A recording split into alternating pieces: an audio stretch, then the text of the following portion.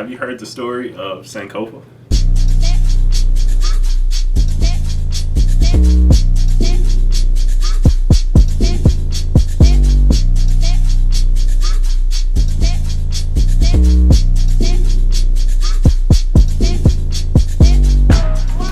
Oh, hello, children!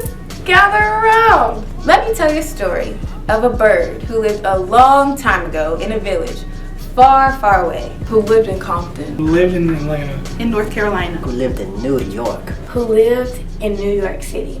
Wilmington, North Carolina. This village was named Wilmington. And in this village, there was a bird. A beautiful bird. Named Sankofa. Named Sankofa. Named Sankofa. Her name was Sankofa. So Sankofa, she was bad. Like, she was it. She was all that in the bag of chips. Sankofa was one of the freshest birds around. She showed boldness As she should. and sass. She was intelligent. She was kind. She had a spirit that was great inside and out.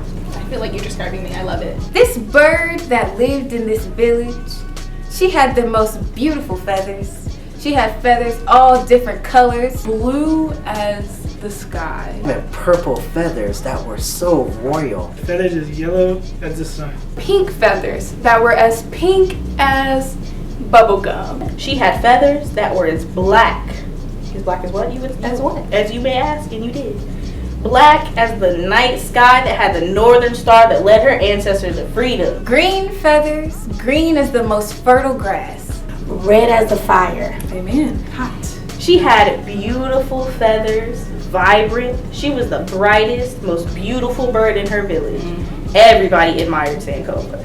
She would walk around strutting, showing what her mama gave her. Would strut around North Carolina, and as she strutted through her village, all the other birds would look at her and they would say, "Ooh, Ooh! Ooh! ooh, Sankofa, ooh, Sankofa, Sankofa." Sankofa.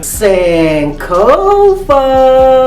And so she would walk around, and as she did walk around, do you know what everybody would say? What they say? They would say, "Ooh, Sankofa." Oh, so you've heard this story. Yeah, a little bit. So she strutted and strutted and strutted with her head held high. She strutted. One day she actually left. Sankofa had never left their home before.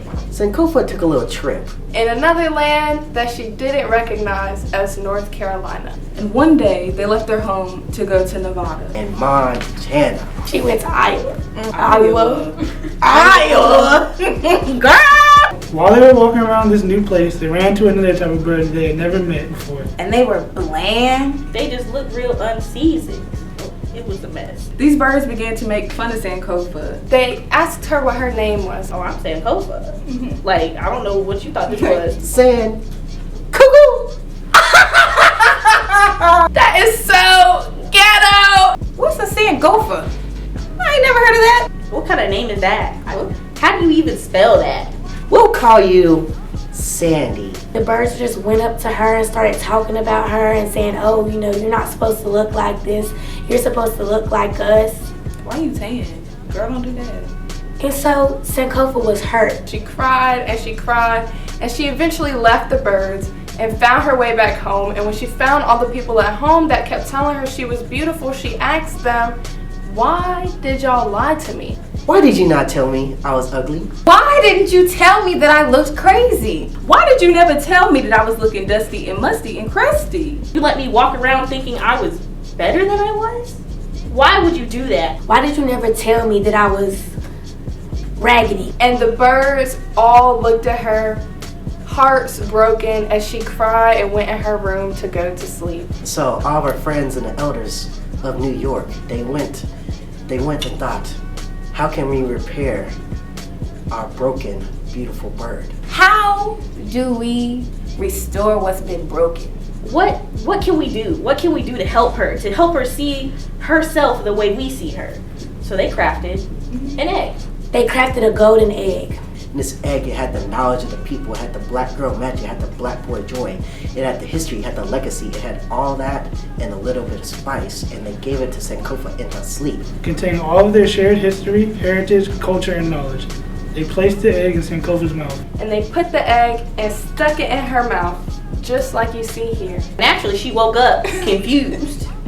She said, why I was trying to kill me. Right. She said, why are y'all doing all this? Like, what was the point of this? The elders responded, "Child, this is the egg of your people." This egg is your essence. This essence makes you your descendants. This egg is what makes you, Sankofa. You are not alone in your journey.